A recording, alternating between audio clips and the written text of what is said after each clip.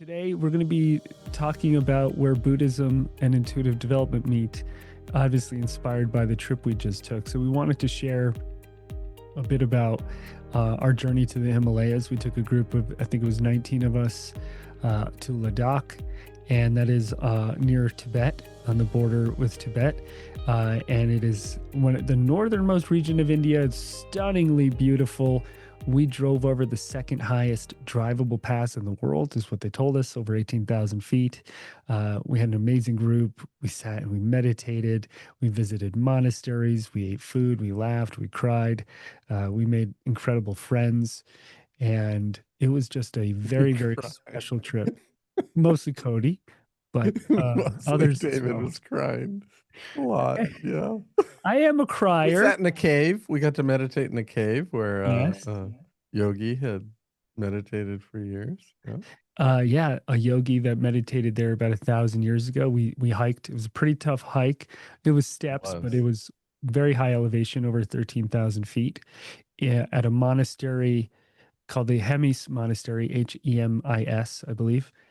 And it was hidden from, they hid it in a behind a mountain so invaders couldn't see it when they ransacked some other monasteries, many hundreds of years ago. And so it was this hidden monastery that had been protected. And so it was quite the hike to get there. it was. We were sucking wind. Yeah. And when we got into the monastery, they built the monastery onto the cave. So to go into the cave, you go inside the monastery. When you get up there, if you go through, they built a door on the cave. And when you go through the door, you're in the cave. And there's kind of some Buddha statues they'd put up there. And we sat as a group and meditated in there for a good long while. We were the only people there. There was literally no one else. We had the whole. That was very cool. Yeah. And the energy was special. And one of the things we did was we had people just sit with the energy of the cave and let them get some insight from the spirit, from the energy of the yogi that sat there, from the cave itself, just anything that they noticed arise in their meditation. I think I took a picture actually when we finished of everyone else. I haven't shared that. I should share that somewhere. It's pretty cool. Yeah, that was very cool. And to have it all to ourselves, that was great, because then we got to just meditate quietly the way we would meditate and look at the energy and experience the cave. It was really cool. Yeah, and that's rare to get to do that at a place like that. And so the just briefly, the way you get there, you fly to New Delhi, and then from New Delhi it's about a 60-90 minute flight up to Leh, Leh, which is the main city in Ladakh. And then we got picked up by our team of amazing drivers and tour guide and brought to this beautiful retreat center with a nice meditation room overlooking the mountains. And the food was incredible. Every morning we had breakfast outside, and there was this beautiful old Ladakhi man he had like an outdoor oven, and he would make the bread in there for us, and it was delicious. It was incredible. It was very cool. Great service. I mean, we were taken care of. Yeah, which was a great way to have the experience and have kind of our home base, because then we went out from there. So. Yeah, we did a 3-day trip over the mountains. First, we went into one valley that was in between Pakistan and Tibet, and we sat and meditated. Nubra Valley. The Nubra Valley, thank you. That was beautiful. Yeah. Yeah, we sat and meditated in the desert. So in the valley, there's an oasis, and then there's a desert. And we sat in that, played and then sat and meditated in the desert. There were some camels. That was very special energy. That was some of the most amazing energy, I thought, of the entire trip. And when we drove over the mountains, we needed oxygen. Well, I think I took more oxygen than almost anyone on the trip. You do tend to take up most of the oxygen in your room, so. I was in the car just like sucking wind. When you land in Leh, you had to spend 24 hours just doing nothing and acclimating, because it was 11,500 feet just where you land. And so most of us were like, whew, even if you think you're okay, take a few steps and it starts to hit you. I needed oxygen a bunch of times. A lot of people did, and they would just bring it to the room. You just you just breathe it in for 10, 15 minutes and then you feel way better. Um, yeah, so we went over to the Nubra Valley, 5 hours over these incredible passes with yaks and dogs and goats And and crazy roads. crazy roads. But they Like felt safe. Uh, most of the time. Yeah. yeah, yeah. There's a Uh, few moments. we did have one driver that was too fast. We had to tell him to slow down. Yeah. He thought he was in a on a racetrack or Yeah. something. That was our driver for a while. Hmm. He did almost get us killed. We did almost get on collision. That in India it feels like that, but that's actually just common. Yeah. So after the first night in that valley, the second after this we drove to a second place, which was this beautiful lake, Pangyang Lake. I think I'm saying it right. And that was right on the border of Tibet, where there are over something like 100,000 troops, Indian troops on one side, and 100,000 troops, Chinese troops on the other side. That's what we were told. We saw lots and lots of troops. I didn't count them, We but that saw a huge caravan of troop yes, movers when we were leaving. Like, uh, I don't know, like at least maybe 50 to 70 huge trucks. Yeah. yes, and it's interesting because that border has been closed only for about 10 years. It used to be open. They would graze animals across the border and trade, and so it's gotten worse. And so what we did was we took the group onto the lake near the border, and we did a meditation on the energy of it and doing some healing on the conflict between these peoples and governments. And there was a lot of tears. Our tour guide in particular, he's of Ladakhi Tibetan descent. They're very, I mean, culturally the same people and genetically, and it was powerful. And the energy, there was a lot of energy there, really, really profound energy. Yeah. Because Um, I think the Ladakhi probably identify more with Tibet. Like they're separated from themselves in many ways there. It was really intense. yeah, A Salt Lake, by the way, that was oh, it kind was of a huge interesting. salt lake. Yes. Uh, and so the Indians used to have more of the lake. The Chinese invaded and took a bigger part of the lake. So a few decades ago, I believe. And so there's a lot of tension there. And it was interesting to bring a group of people and meditate on that energy and that tension, and not avoid it, but just really sit in it because it's such a beautiful place, special energy. And then we slept.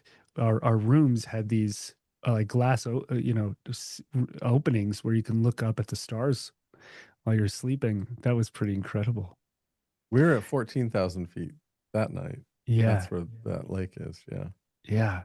Uh, and then we drove back to home base to the retreat center, and we got to spend part of a day at a school for beautiful little Ladakhi kids, 260 something kids, and we did some philanthropy. We brought them tablets, like iPad style tablets, and books and pens and games and toys, and they were so adorable, so Yeah, adorable, we so got to really appreciative. talk with some of the kids. That was really cool. They were, Yeah. and they did a little song for us, like each little class would sing a little Yeah, song. that's right. They sang for us. They were so Yeah. sweet. They told us something like the yearly tuition, or government tuition for the school that they pay the government is like $1, $2, something like that. But they didn't have enough money for a computer teacher. And so we bought them all these devices, and one of the students on our trip paid for a computer teacher for them. So they're in the process of hiring one. And another student paid for their internet because they didn't have any internet at a They school didn't for. have enough money for internet. And guess how much internet is for a year? It No, was for a year, monthly, it was $8.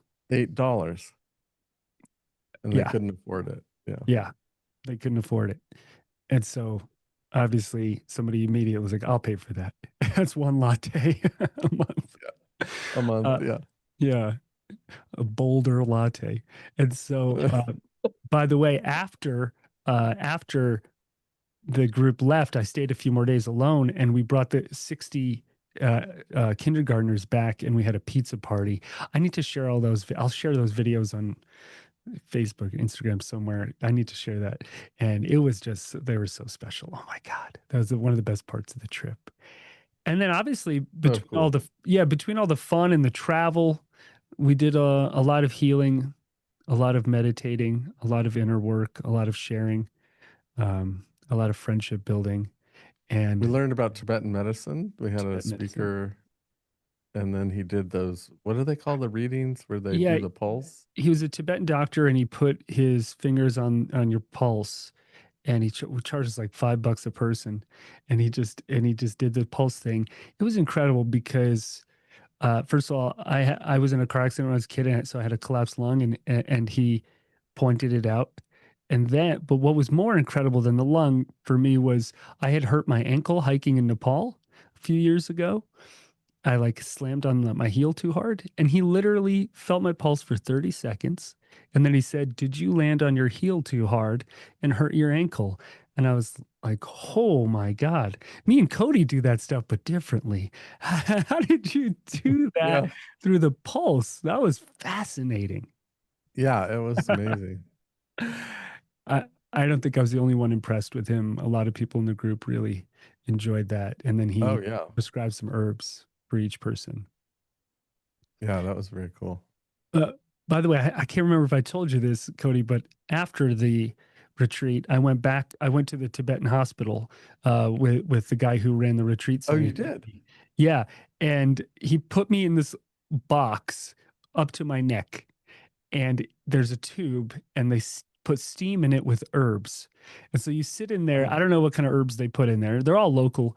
They find them on the side of the mountain, and they for about 15 to 20 minutes until basically you give up and can't take it. I was like, there was no one in the room to help, and for like 5 minutes, I was like, I'm done.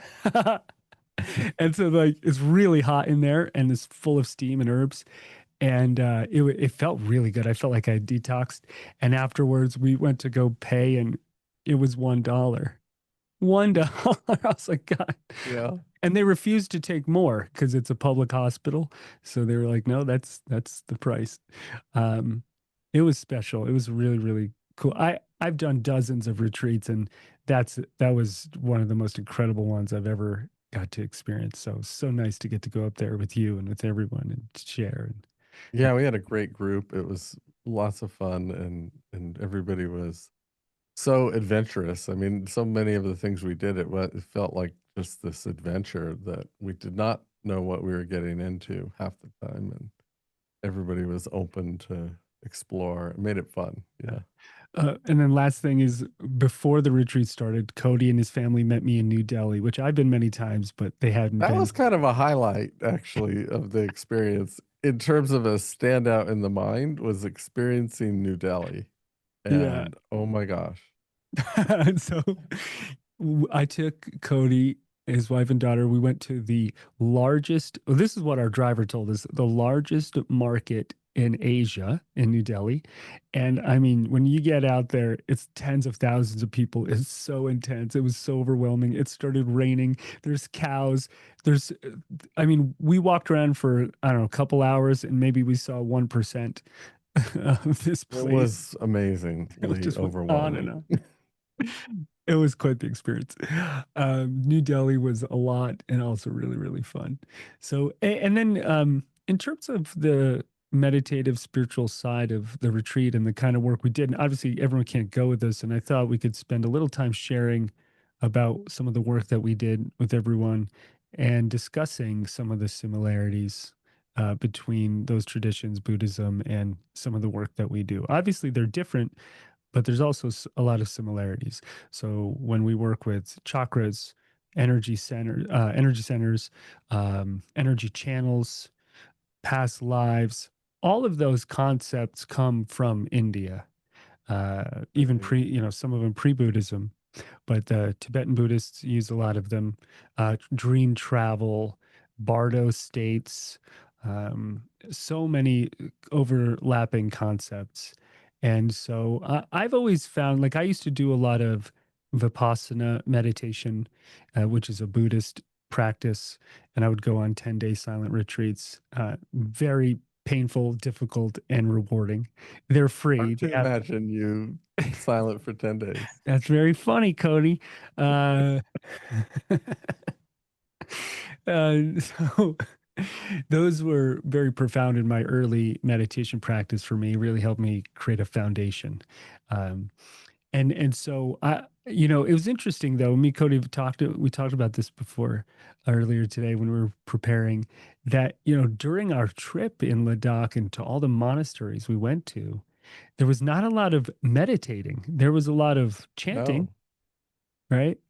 There was a Yep. lot of ritual, um, but we didn't But see, not a lot of yeah. energy. I mean, the energy was cool in some of these monasteries, to be sure. There was sacredness, there was a certain level of like a spiritual sense in them. But in terms of seeing people meditate or getting that vibe, it was a lot of activity, and or the ritual stuff was really big. Like we got to sit and watch, what was that, a morning chant, did they call it? The morning thing. We sat there for probably a half hour with them, and it's all chanting. There's like a lot of activity in it. And that was interesting to me to see how ritualized so much of it was. You were also saying how different it was to Japanese Zen Buddhism when you Yes. visited Japan. Felt very different. I didn't realize how different types of Buddhism could be so different, like how it could feel so different. And the Buddhism in Japan was way like simpler and more nature oriented and more stillness. And in Ladakh and in these monasteries we went to, a lot more activity, a lot more deities, very complicated system that they were kind of explaining to us of the wheel of life and that kind of stuff. It was very, very eye opening in that way. It's so interesting. There's a huge difference between Hinduism in India and Hinduism in Bali as well. If you ever go to both places, in Bali, it's also very much more connected to nature. The main practices are leaving flowers every day for the gods and goddesses. It's very, very nature oriented. And I think that goes for every tradition. The culture makes it into their own. You could Right. you see that everywhere in the world. So you definitely, I think, you'll notice that difference: the Japanese versus the Tibetan Buddhism, and Yeah, the culture is very different, of course. So makes yeah, sense. Yeah. the Tibetan Buddhism is also intertwined with the Bon tradition from Tibet, which I think predates Buddhism, and so there's some overlap and synergies with those two traditions. And so when the Dalai Lama escaped from Tibet in 1959, he actually walked through the Himalayas at night. He escaped through the mountains on foot, and by some miracle made it into India and has lived in India ever since. And he spends many of his summers in Ladakh, in Leh, where we were. And I was lucky enough to spend some, don't ask me how, but to spend some time with the king of Ladakh a couple days in a row. And one time it was just me and him for the afternoon. We just walked around his grounds and he showed me around, and I asked him, I said, does the Dalai Lama come visit? And he's like, oh yeah, all the time. And I was like, and what's he like? And he was so simple and matter of fact. He's like, oh, he's a cool dude. I was like, a cool dude. He's not like an old college roommate. Give me something to go on. What's he like? What does he like to eat? What does he do? Um, and so that was really fascinating to experience that region from the perspective of someone whose family lineage, I think it was like 1,000 years, they've been kings of that region, and they lost power in 1947. The Indian government took over, but they're still there, and so that was really, really cool and interesting. So this was, there's so much tradition overlapped with spirituality. I think whereas in what we teach in the intuitive work, there's not really there's not as much of a belief system or tradition. It's more of just the direct experience of doing the work, right? You could Yeah, be it's like from, Yeah. direct practice that you do, which in Buddhism, I mean, it did start out that way, right? It has this idea of direct experience with this, whatever you call it, the space beyond, beyond, say, thought or beyond the physical. But it seems like what we saw, it was very much steeped in the tradition and ritual that arose around that. Yeah, in a way, there's I think in a lot of these traditions, there's like initiations, and the longer you go, the deeper you go, the more they open up to the spiritual side of it and teach you those tools. So I think traditionally, like when you become a monk, first you start with the ritual and you wear the robes and you do the chanting, and then slowly as you advance, they teach you more and more advanced meditative techniques. And I think that probably worked well for, thousands of years. Now, kind of in our more modern Western, consciousness, I think that we go more straight to the tools themselves, the ones that, and Yeah. just distill the ones that work the best. And, it's interesting. Vipassana just really, the word Vipassana just means clear seeing and Mm. insight. And so, I was searching this today actually. So the Buddha didn't teach just one meditation technique. He taught breath awareness, body awareness, emotion awareness, heart-centered loving kindness meditation that in Buddhism they would call metta, METTA, where you send, it's more compassion focused. And so he very likely taught many different techniques and then different schools of Buddhism. Mahayana Buddhism, Theravada Buddhism, Zen Buddhism, they focus on more of a specific branch or aspect or technique, and that's what they work with. And so, for example, with Vipassana, if you ever go on a Vipassana retreat, it's mostly just body scanning up and down from head to toe, toe to head, 10 plus hours a day, just watching the breath and scanning the body, just mindfulness of the body and the breath. And it's torturous and boring and painful and very profound if you can pull it off and work through all of those um, difficult spots. But when we get into the energy work side of stuff, we that's like the foundation of being still and meditating and having a quiet mind. But then we get into more of an awareness of our emotion, of our energy, what's behind our thoughts, and then learning to see intuitively. And I do think there are aspects of Buddhism that they have that.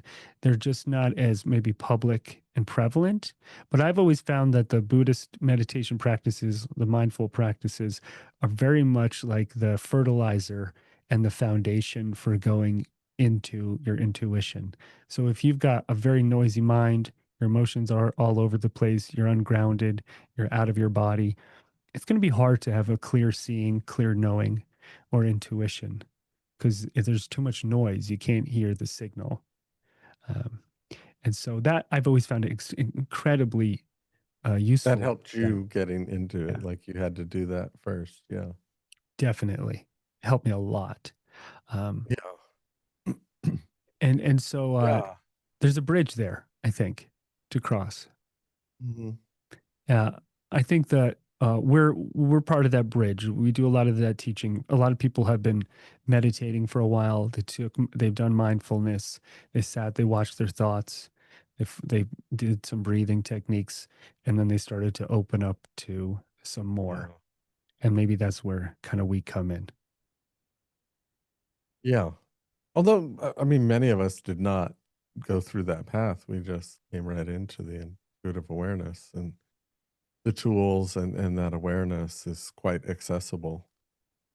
But the sitting in meditation experience, well, we all have to grow in that anyway, but, um, we didn't necessarily grow up with that here.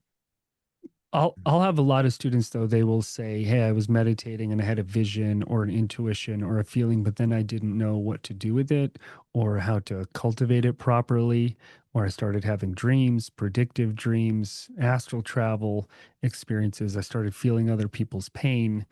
out of body experiences, all of those things start to open up as you cultivate your awareness.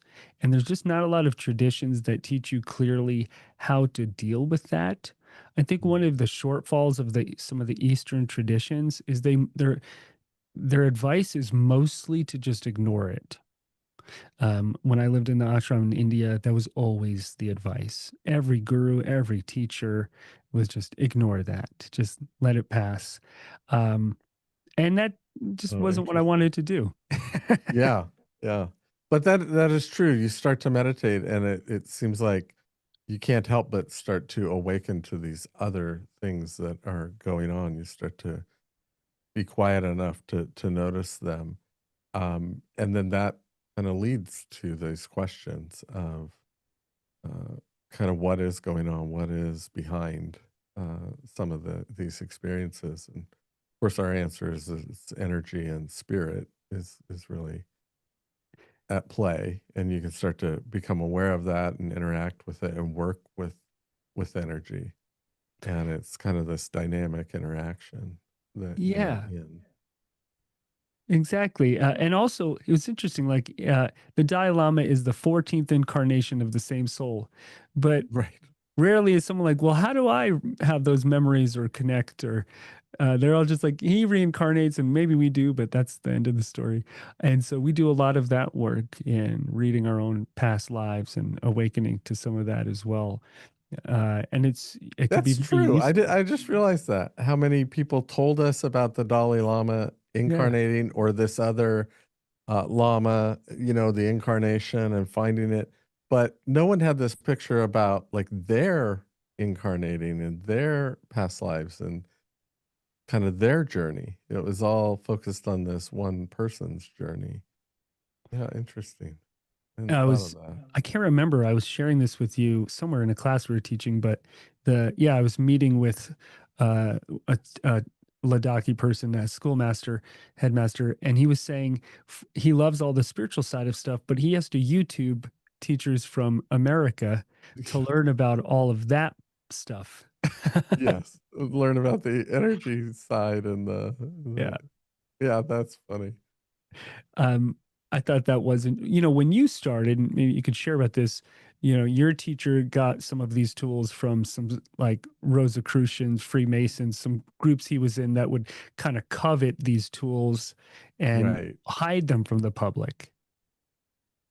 Yeah, which is much like the initiation idea, even in the Buddhist tradition, let's say, where you kind of work up, but then that's really for the select few that take that path, and where the tradition that I kind of come out of with energy work and these tools was the person Lewis Bostwick, like, was always psychic and had those experiences throughout his life and kind of was in the spiritualist movements and Rosicrucians and different kinds of movements of exploration, let's say. But one of the things he kind of bristled at was, and he used to tell a story that he had asked some question and that was kind of technical. It was kind of like how many levels to the astral are there? And the answer you got back was kind of very dismissive, like, well, that you're so stupid type of an energy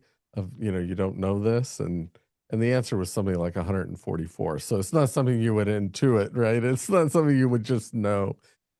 And so he thought that was really not a great kind of energy around the spirituality, that it should be open to everybody to explore this part of themselves and that these answers and these tools don't need to be hidden. So he kind of put them in the front end of his teaching, which is, I'll just teach you the tools, and what you do with them is yours to do. They're yours to practice and learn about. So And it took away that kind of superiority, and he called it kindergarten, like energy psychic kindergarten, which just means everybody can just play and explore, and there's no stupid questions. There's kind of this freedom to come in from where you're at, not know anything, and start to learn because it's all experiential anyway. You have to just get in and experience it to really learn about it. So And the most popular, like one of the most popular book series, movie series of all time is Harry Potter, which is all based on a school for learning about this kind of stuff. yeah, totally. But even in the Harry Potter world, there's a delineation between muggles and wizards and people that can do magic, right? And so it's the same old kind of line that's being drawn. Uh, and to some extent, sure, that's true. There's a lot of people maybe on planet Earth, they're just kind of unconscious or unaware of their own abilities and potential. So sure, that and they bristle, they look at people who maybe have a spiritual bend to Yeah, them. they don't believe it, or Yeah. right. But we do believe everybody has that potential. Like it's part of being a human being is the spirit side is there, whether it's asleep or awake, that's a different question, or whether a person has awakened to it and focuses on that aspect of who they are. Sure, there's plenty of people that are totally closed off to any of those kinds of ideas. Yeah, I do think Harry Potter has helped open people up to it more and more. Yeah. I know some guys in their 40s and they are obsessed with Harry Potter. And I'm like, you can actually learn this stuff for yourself, and open up to your own abilities here. So we're not going to teach spell casting, but some of the other stuff maybe. So It is. It's funny when I think back when you talk about that influence Harry Potter had on, say, a generation. When I think back to my days as a um, like primary school, we would go out and play tag or football or whatever. And when my daughter was in school, they would go out and play Harry Potter. So they would have wands and cast spells on each other, and that was just really such a huge impact in our culture. yeah, I agree. It had a big impact on me too, although it came a little bit later in my life. So, we're gonna do a meditation soon here in a bit on this topic, but we wanted to, we wanted to share some of our experience through our travels, and what that was like, and hopefully one day we will do another retreat. Some of y'all can come. We try to do some in Boulder at a low cost. We're looking at Japan, Hawaii, some different places.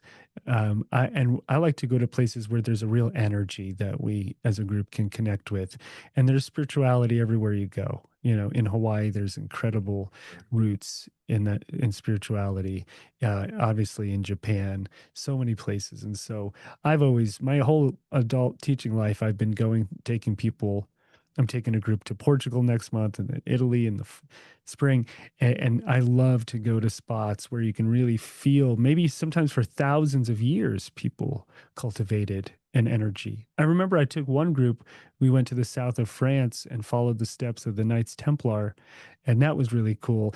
And I think some of that kind of led to Rosicrucians and Yeah, the Freemasons, right? Like they brought some of those spiritual tools over with them. We can go down the rabbit hole of secret societies, but in a way, this tradition that we teach, all these energy tools, did come out of secret societies, and so that's kind of, and almost like it's still coming out. It's still right. our whole teaching work over these years that we've been teaching together for like 10 years has been to make this accessible and remove the taboo and make it accessible to every single person, Everybody. Yeah. everybody. Yeah. And Although that is the goal to what's that? I would like to have a secret society. Maybe we could So, start another one. yeah. You can have A a secret handshake. society that only speaks Vulcan. That would be your secret society. We need a handshake, Cody. So we don't. There's definitely not a secret society, but I have noticed so we'll teach the beginning levels of this work, but then when we get into the more advanced levels of like learning how to do a reading on somebody else, and then that kind of healing work, a lot of people will drop off before that point, and then that cohort does turn into something where, people will work with each other, reading each other, doing healing work with each other for years and years. I still do trades with other teachers that I've been working with for a decade. And so there does, like, a cohort does kind of form over time where there's a language, and you can go into a level of depth that you couldn't otherwise. And Yeah. that, so I don't want to call that a secret society. It's just a It's group of not right. I people was gonna doing the say it's work. not secret, but we have, like, I teach the transmediums, which is very advanced.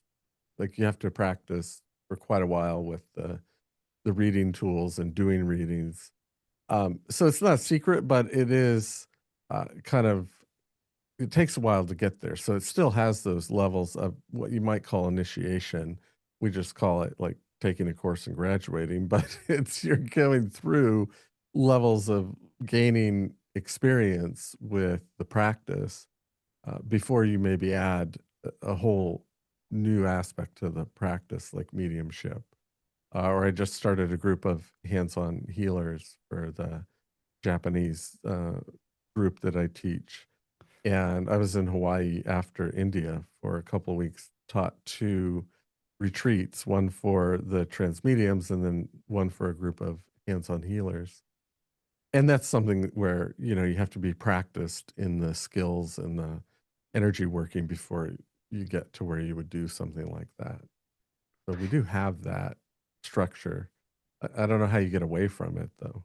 Yeah. Oh, by the way, this is a side point, but there are these new Apple earbuds me and Cody were talking about before we started Oh, I class know. I today. tried them. Oh my gosh. So they have live translate now. And so they have Japanese as one of the languages. So I tried them on with the group while they were sharing. And and then I would tell back to the group what I heard. And they were very, very accurate. Even the things that I thought were a mistranslation, because this one person was describing doing the energy, the hands-on healing work, and she had kind of reset the energy in her hands for it. And all of a sudden, she said, the translate said, and it just felt like just plowing this golden light, just plowing a field. And so I'm like, that must be a mistranslation. So then I tell them back what I heard, and they all started laughing and they all started saying, that's exactly what she said. It's a cultural Like, reference. they could not, yeah, they could not believe how accurate it was. It was amazing. So exciting time to travel because it had all kinds of languages. You can go anywhere now and just have a conversation with a merchant or a person or whatever, or maybe eavesdrop on foreign conversations now. Yeah. I don't mean to keep bringing up Star Trek, but in Star Trek, there is a universal translator, I and know we're there slowly is. getting there. So I'm excited. And that's, I mean, that is a huge step in connecting, right? You have Japanese students who you can't understand a word of what they're saying, and now you're literally listening in real time Yeah. in your ear. That's pretty Yeah, amazing. I don't like I teach through a translator and there's a handful of them that speak English. So, and then the bulk of them don't. So I don't get to talk to the bulk of the students in between classes. Like I just teach and then they're all communicating in Japanese and doing their thing. So I tend to leave and then I just come in and teach with that Mhm. group. Now I'll be able to have conversations with them That's one incredible. on one. It's That's just like amazing. amazing. Yeah. Yeah. By the way, someone was asking if Cody teaches mediumship, and he does. He has a 5 year long mediumship training, but to do that, you have to do intuitive training first, which we were just working on the sign up page yesterday. We're going to do Yeah. it in March 2026. Yep. So not too far away if you haven't taken it yet. That's our year-long training. So if you want to do mediumship, you have to do that first. There's some preliminary steps if you want to get into the secret society. It's not so secret, but we can pretend. I just made up the handshake. Um, Yeah, I saw that. uh, it is incredibly fascinating that, first of all, I'd be willing to bet that the group your teacher was in, the Freemasons and Rosicrucians, were probably all men. They're probably all white dudes, and they're probably on the wealthier side. Would that be accurate? Right, right. Yeah, I would Okay. think. I mean, I don't know, but I would think, yeah. Yeah. And And back when he was doing all that was 40s and 50s, so, and maybe into the 60s. So, yeah, of course. yeah. So And that would be of the 1900s people. So the that was a lot 1900s people. last century. Remember those 1900s people, Cody? Remember those 1900s? That's right. What year was your grandfather born in? 1896 or 7. I know. That is incredible. Wow, wow, wow. Okay, so He's dead now, though, by the way. oh, Not to think what? that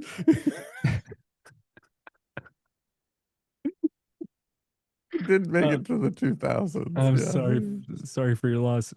Um, he's not 140, Yeah. 130 something.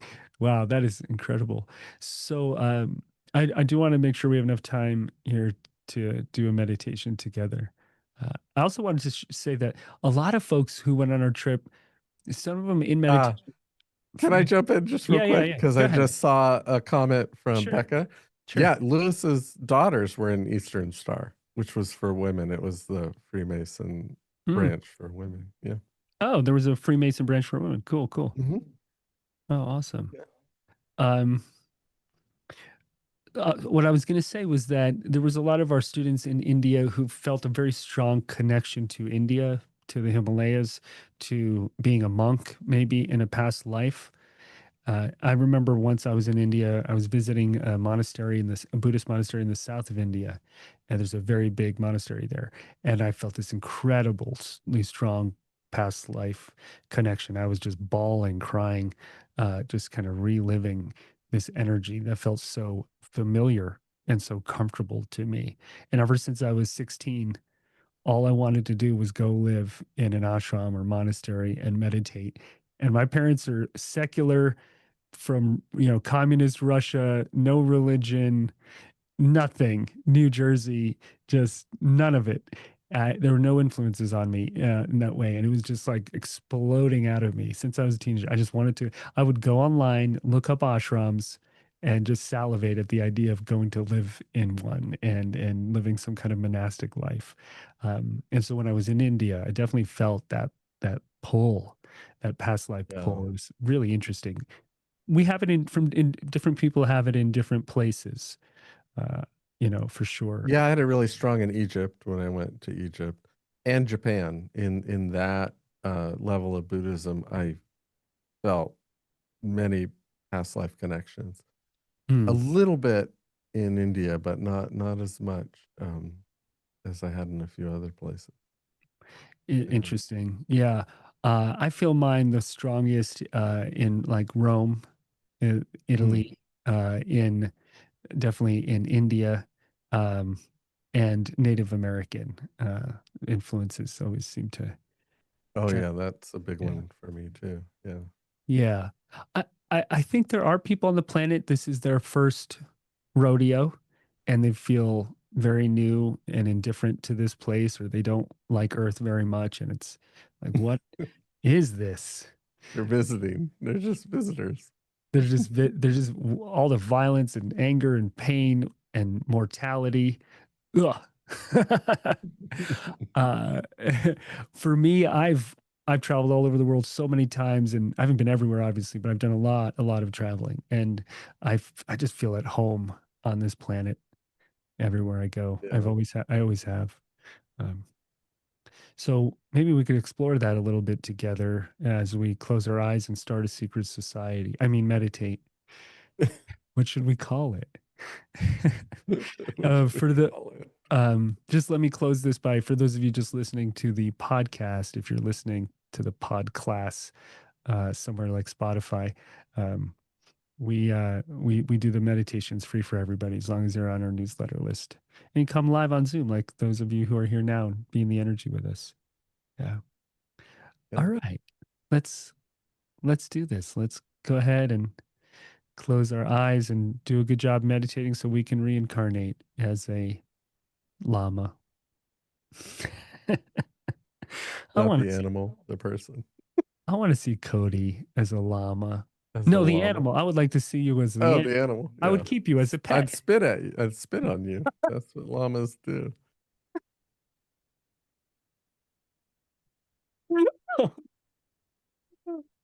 Now, how am I going to start the meditation? You got me all thinking The about. camels we had to be careful around too. They're a little testy, a little mean. Yeah. That's right. The camels they're bitey. They bite you. And they're so big, they just walk right over you if they wanted.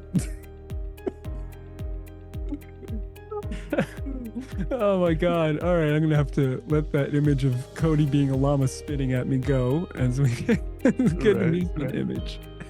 I would enjoy. It would be fun. All right. So when you're ready, we never know what kind of turns this class is going to take. Oh my gosh.